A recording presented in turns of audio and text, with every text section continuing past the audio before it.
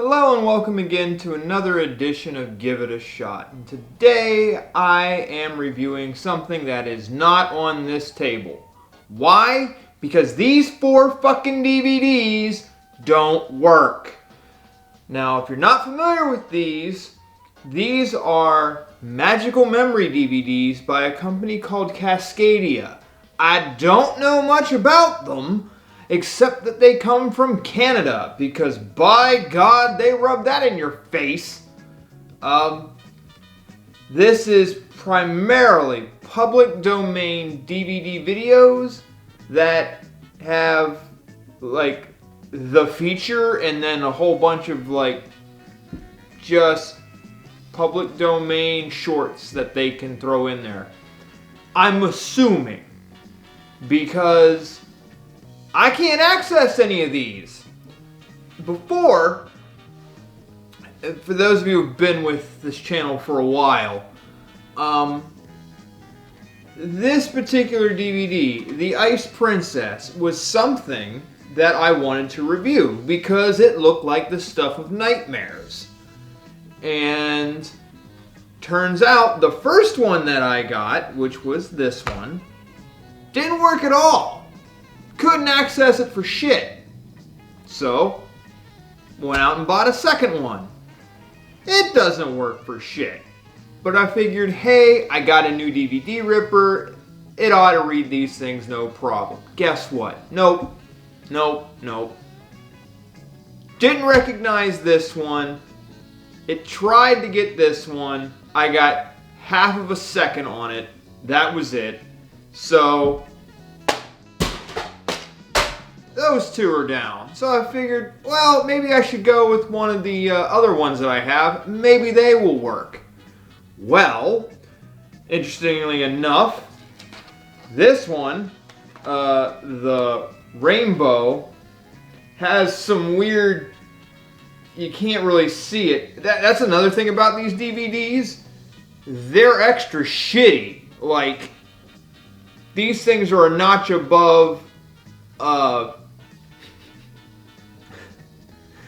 these things are a notch above, like, back in the day when you would get you could print your own DVD label. I have one from back in 2006 from my senior capstone course DVD project. It's a notch, maybe 2 above that. This thing has some weird gunk. It's in the DVD itself. I near the hole in the middle. And that's another thing. These colors are never consistent. I think they're supposed to be pink, but the other two, like, one's kind of pink and the other one's kind of fuchsia. So I don't know what's going on with that. So this one's out. Then I got this one. Little Red Riding Hood. This one got baked.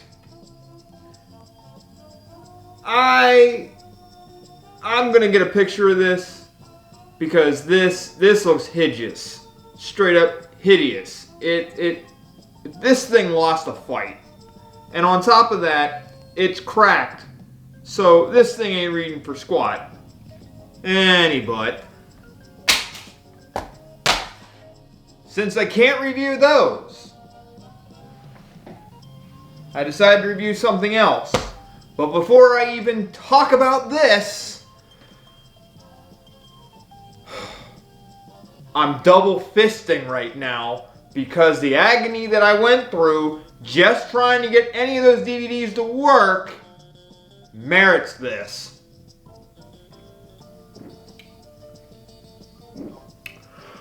Oh!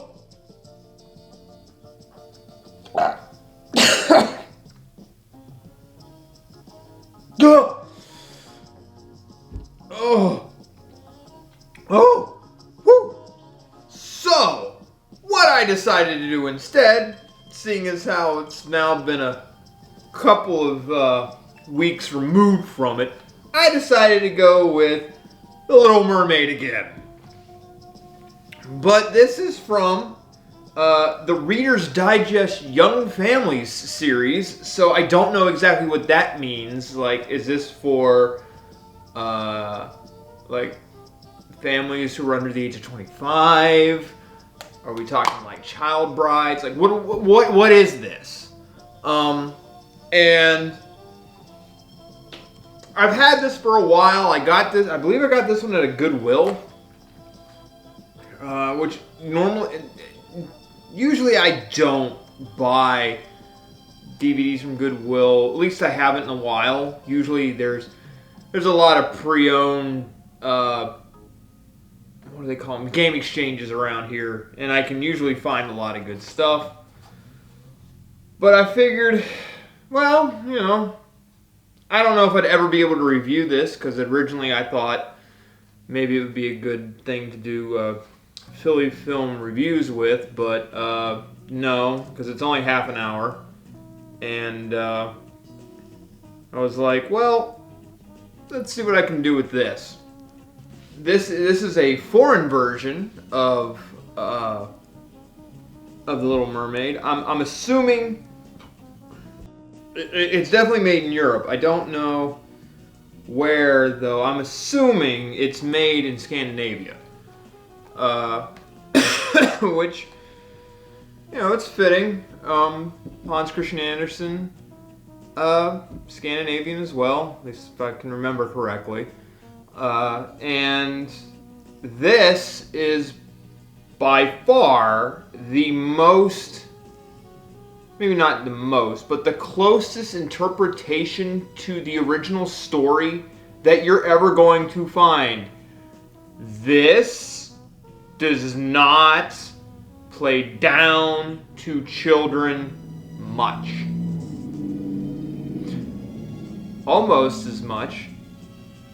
Speaking of young and little, a man's penis who just drove by here having to rev his truck. Yeah. Anywho, it's funny right now, just as an aside here. Everybody feels compelled right now to either mow their grass or chainsaw down trees.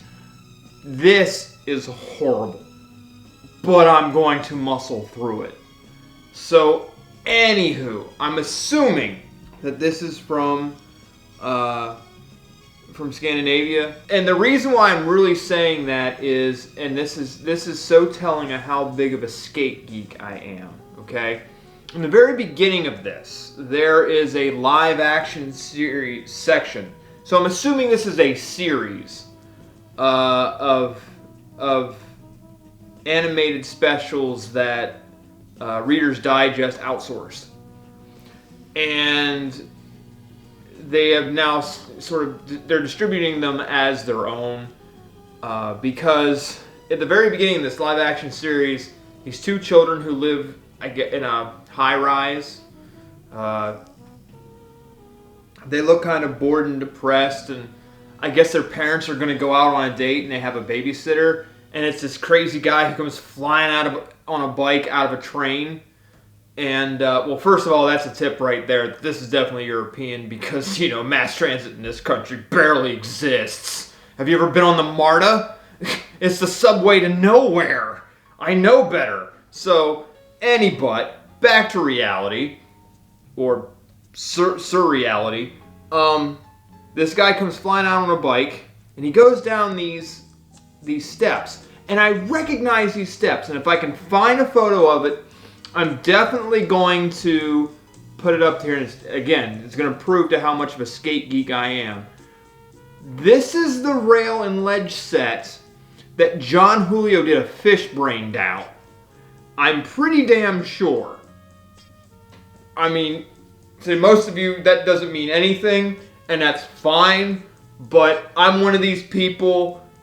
It's something that happens. It's one of those things when you have a skater mentality, it happens. You will recognize skate spots in movies and film and all sorts of things. It just happens. I mean, there's a spot in Florida called there's the Something About Mary rail. And the Exorcist rail. There's a lot of weird stuff. So just, you gotta bear with me on that. But anywho, he shows up and the parents leave. And then all of a sudden they turn animated. It's like, okay, it's an interesting way to bring this into this world. That's different. So there's kind of a budget to this. And yeah, it brings us right into the story. And seeing as how this thing only has 25 minutes, not yet. I'm not throwing you out yet. Seeing as how this thing only has 25 minutes of story, this is a very truncated version of the story. So a lot of things happen really fast, and some of it leaves you with a lot of questions, because, and like I say, this thing goes on. It's quick paced.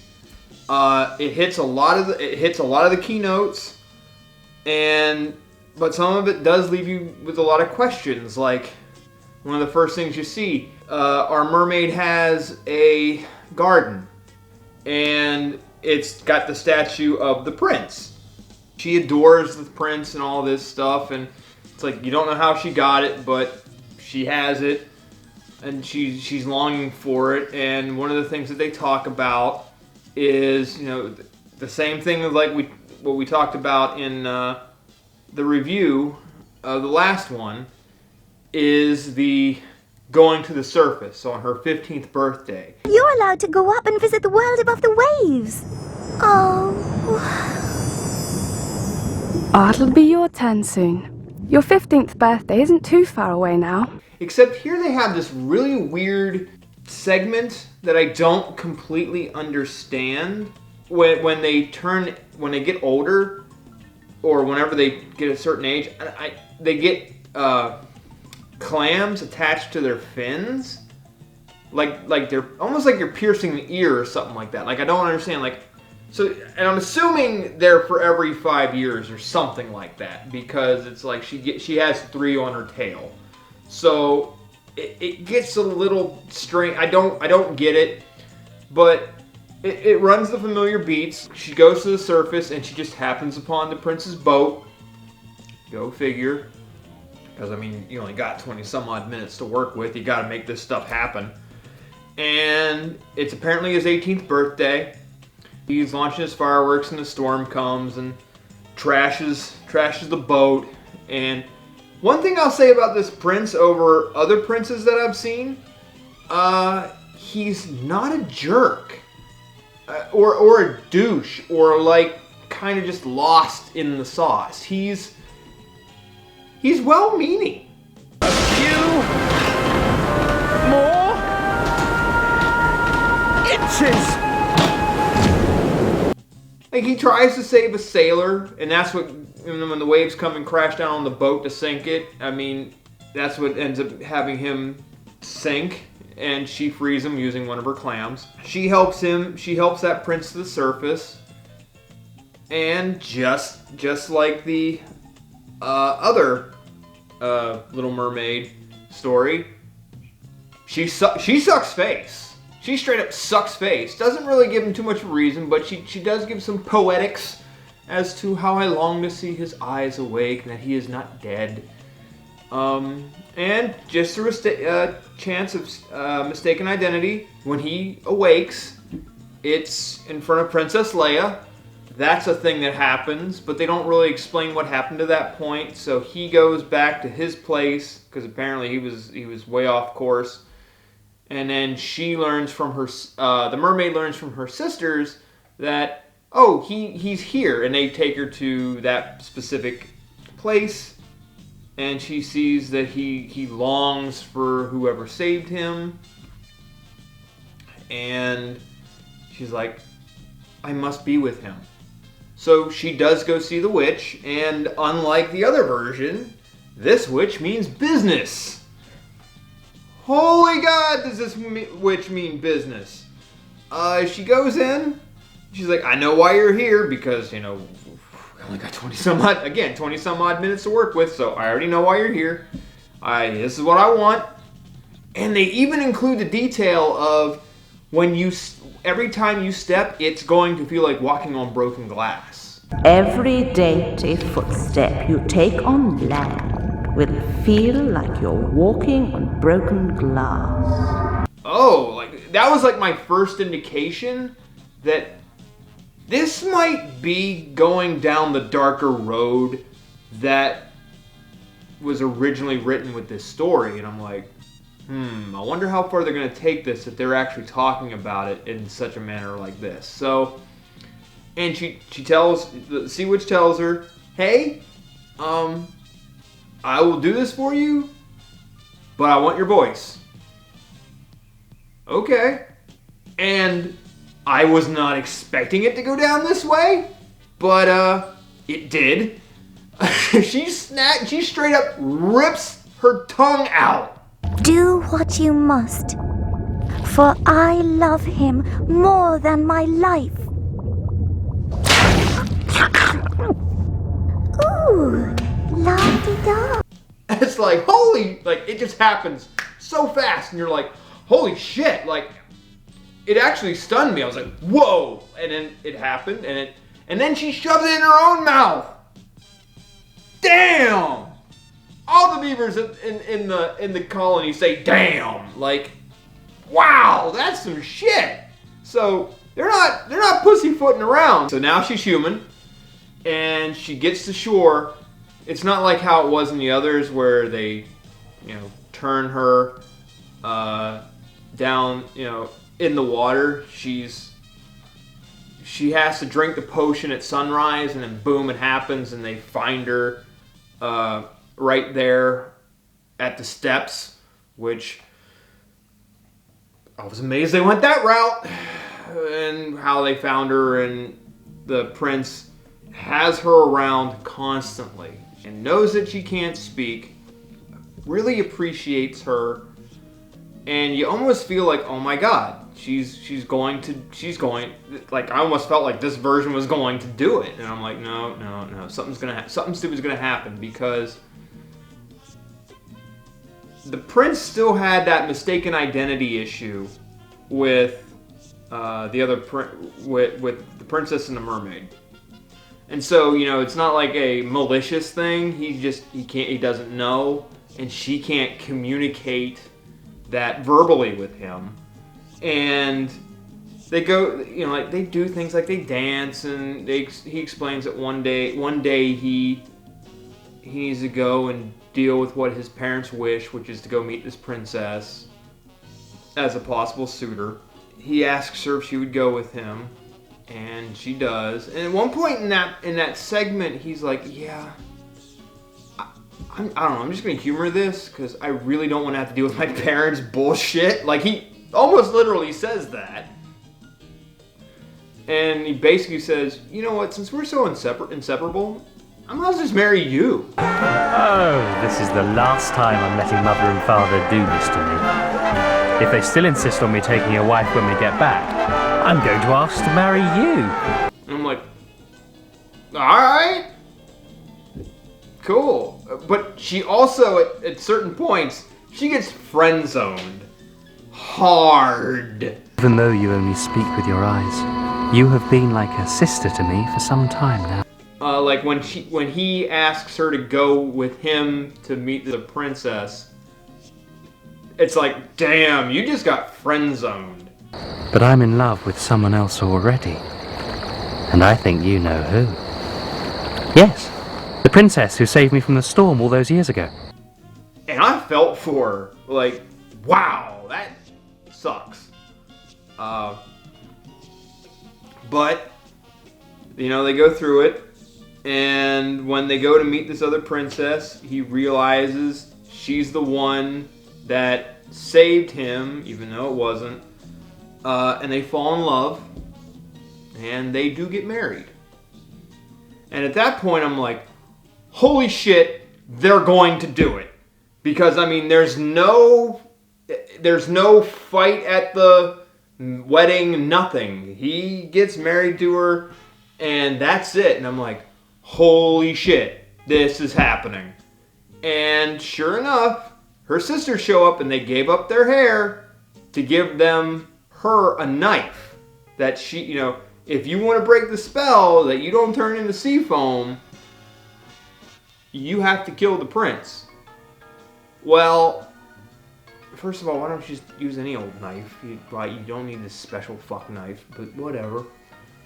So she goes into his wedding chambers, and sure enough, they're laying there. So, you know, like a married couple, she can't do it. Holy fuck.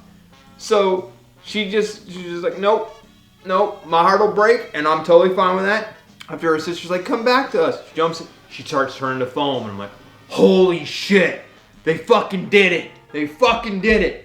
They went there, and I'm like, I am with this. I am so with this. And then, because you can't traumatize a 5-year-old, just like David the Gnome when he turned into a tree when he turned 300 years old, because that's how he dies, she is turned into a spirit of the air. Yeah, that part got changed. So she doesn't just die and turn into sea foam, she's turned into a spirit of the air. She turns into a fairy, essentially. And it's like, okay. And then she just sort of waves goodbye to everybody, and then that's it. I have to go now. My planet needs me.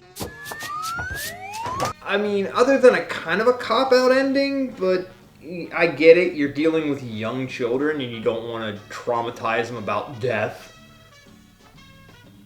It's pretty damn good. I was not expecting what I got with this. Like, I was really expecting something middle tier at best. I mean, the cover art, I mean, just the way this is presented here, I was not holding out hope for this.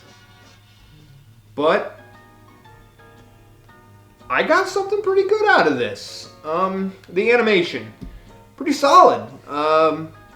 It kind of reminds me of,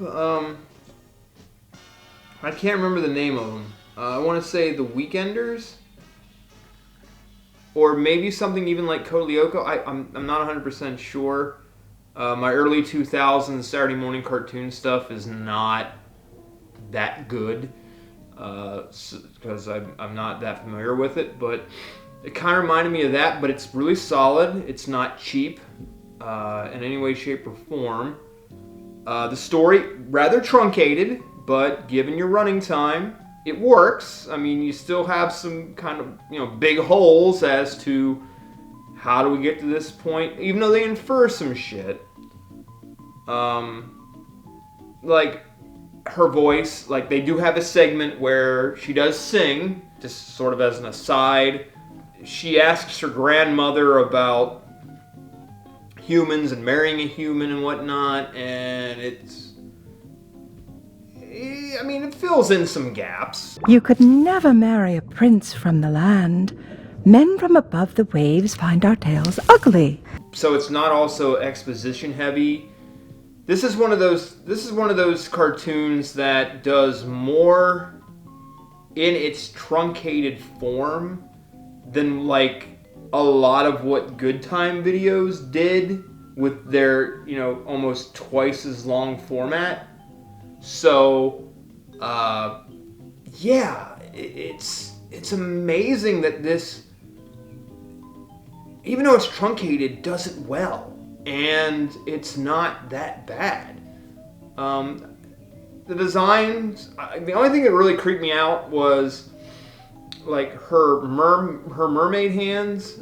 They had like the webbing, which makes sense evolutionarily. That makes sense to have it webbed like they do.